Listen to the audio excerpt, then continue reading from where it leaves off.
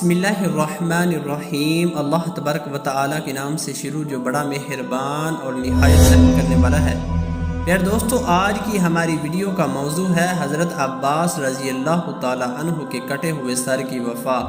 پیارے دوستو، آج کی ویڈیو میں ہم حضرت عباس کی زندگی کے مختلف واقعات آپ کو بتائیں گے، لہٰذا آپ سے ہماری گزارش ہے ہماری اس ویڈیو کو اینڈ تک ضرور دیکھیے گا۔ پیارے دوستو، شجاعت، امام اور وفا کی عظیم ترین مثال کا نام حضرت عباس رضی اللہ تعالی عنہ ہے۔ ایسی ہستی جو جلال، قوت، کمال اور فضل اور عزم استقلال میں اپنی مثال نہیں رکھتی۔ پیارے دوستو، سیدہ فاطمہ سلام اللہ علیہا کی وفات کے 10 سال بعد تک سیدنا حضرت علی رضی اللہ تعالی عنہ نے دوسری شادی نہیں کی، لیکن جب لوگوں نے اصرار کیا تو پھر ایک دن آپ نے اپنے نسب شناس بھائی عقیل کو بلایا اور فرمایا، میرے ساتھ شادی کے لیے ایک نیک پاک باز اور ایک نیک خاتون کو تلاش کریں۔ بس کچھ ہی عرصے بعد شجاعت کے لیے مشہور قبیلے کی لڑکی کے ساتھ آپ کا نکاح ہو گیا، جن کا نام بھی فاطمہ ہی تھا۔ بعد میں یہ ام البرین کے نام سے مشہور ہوئیں۔ امیر المومنین حضرت علی رضی اللہ تعالی عنہ کو اللہ پاک نے ان سے 4 بیٹے عطا کیے ہیں، جو کہ سارے کے سارے کربلا میں شہید ہوئے۔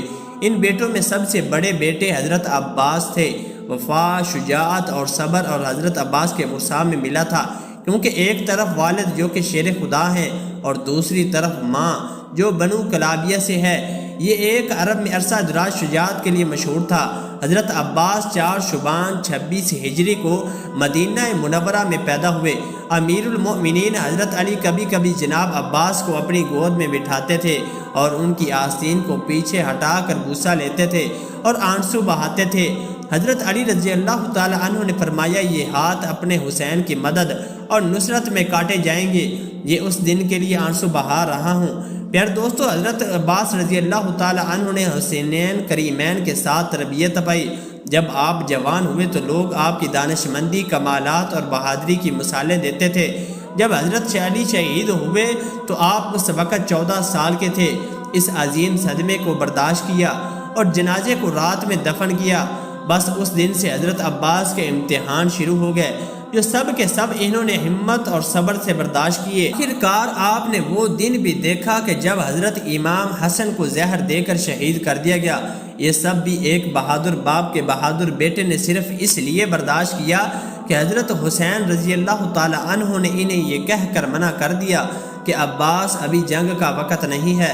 جناب عباس کی شادی عبداللہ ابن عباس کے بیٹے لبابہ سے ہوئی، جن سے اللہ پاک نے انہیں 2 بیٹے عبید اللہ اور فضل عطا فرمائے۔ آپ ہمیشہ حضرت امام حسین علیہ السلام کے شانہ بشانہ رہے، بلکہ حضرت عباس رضی اللہ تعالی عنہ ہمیشہ بنی ہاشم کے 30 نوجوانوں کا حلقہ بنا کر حضرت امام حسین کی حفاظت کے لیے ان کے ساتھ رہتے تھے۔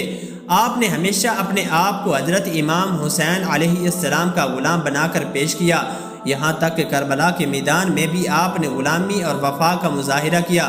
ابن زیاد جانتا تھا کہ جب تک عباس کربلا کے خیموں میں موجود ہے، ہم ان کے خیموں تک نہیں پہنچ سکتے۔ اس لیے ایک چال چلی کہ شمر ملعون کو 4000 سپاہی دے کر حضرت عباس رضی اللہ تعالی عنہ کے پاس بھیجا۔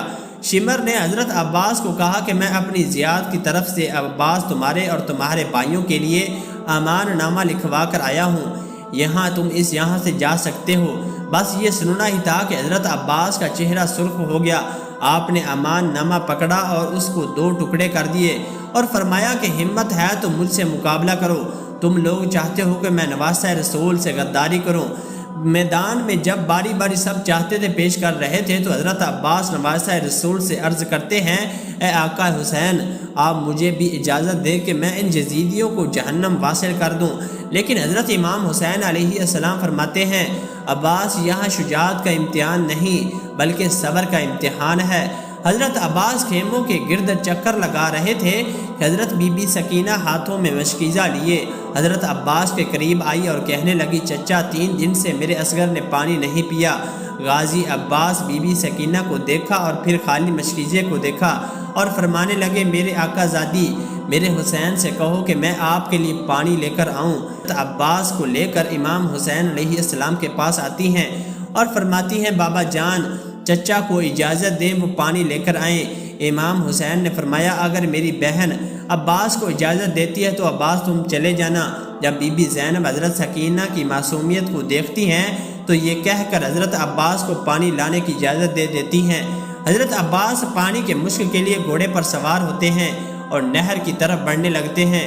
تاریخ طبری میں حضرت محمد بن جاوید طبری لکھتے ہیں جب حضرت عباس دریا کی طرف مشکیزے اور ننگی تلوار لے کر نکلتے ہیں، کربلا کا تپتا صحرا ہے، سورج اپنی آپ سے چمک رہا ہے۔ جب پہرے داروں نے ایک شاہ سوار کو ننگی تلوار کے ساتھ آتے دیکھا تو فوج میں ہلچل مچ گئی۔ تاریخ گواہ ہے کہ حضرت عباس نے 133 یزیدیوں کو چیر ڈالا اور دریا پر پہنچ گئے۔ باقی فوجی امداد لینے کے لیے اپنے خیموں میں پا گئے۔ حضرت عباس مشق کے لیے چلو برا اور پھر یہ سورج کر پانی گرا دیا کہ میرے آقا حسین اور ان کی اولاد کب سے پیاسی ہے۔ پھر آپ نے سوچا کہ اپنے گھوڑے کو پانی پلا دیتا ہوں، اس نے نہ پانی پیا۔ اتنی دیر میں امرو اپنی فوج کو دوبارہ صاف بندی کرتا ہوا حضرت عباس مشکیزیں اٹھاتے ہوئے گھوڑے پر سوار ہوتے ہیں۔ اتنے میں ایک تیر ان کے کندھے پر آ لگتا ہے۔ حضرت عباس گھوڑے کو خیمے کی طرف دوڑاتے ہیں، سپاہی ان کو گھیر لیتے ہیں اور تیروں کی بجھاڑ کر دیتے ہیں۔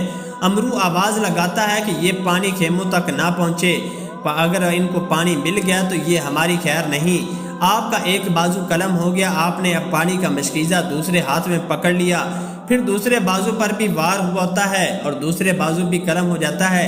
اس کے بعد جناب عباس رضی اللہ تعالی عنہ نے پانی کا مشکیزہ منہ میں پکڑ لیتے ہیں۔ پھر جب سب یکجا ہو کر تیر برساتے ہیں تو پانی کے مشکیزوں کو بھی تیر لگتے ہیں اور پانی سارا بہہ جاتا ہے۔ جیسے ہی پانی بہتا ہے تو میرے آقا کی آنکھوں میں آنسو آ جاتے ہیں اور وہ گھوڑے سے نیچے گر جاتے ہیں۔ یزیدی فوج فتح کے نعرے لگاتے ہوئے واپس ہو جاتے ہیں۔ جب حضرت امام حسین رضی اللہ تعالی عنہ نے حضرت عباس کو گرتے دیکھا تو وہ ان کی طرف بڑھتے ہیں اور آ کر حضرت عباس کا سر مبارک اپنی گود میں لے لیتے ہیں۔ حضرت عباس پہلی دفعہ حضرت امام حسین کو اپنا بھائی کہہ کر پکارتے ہیں اور معافی مانگتے ہیں کہ پانی نہ لا سکتا۔ آپ کی روح مبارک دارالفنا سے دارالبقا کی طرف کوچ کر جاتی ہے۔ حادثے ہونے کے بعد سارے سر مبارک گردنوں سے اتار دیے جاتے ہیں اور ان کو نیزوں پر چڑھا دیا جاتا ہے تو صاحب وفا حضرت عباس کا سر نیزے پر نہیں رکتا اور بار بار نیچے گر جاتا ہے۔ یزیدی فوج پریشان ہو کر حضرت امام زین العابدین سے پوچھتے ہیں کہ ایسا کیوں ہے۔ حضرت امام زین العابدین نے ایک تاریخی جملہ ارشاد فرمایا۔ آپ علیہ السلام فرماتے ہیں میرے چچا نے ساری زندگی حضرت امام حسین کی برابری نہیں کی، تو اب مرنے کے بعد ان کا سر بھی حسین کے سر کے برابر نہیں رک سکتا۔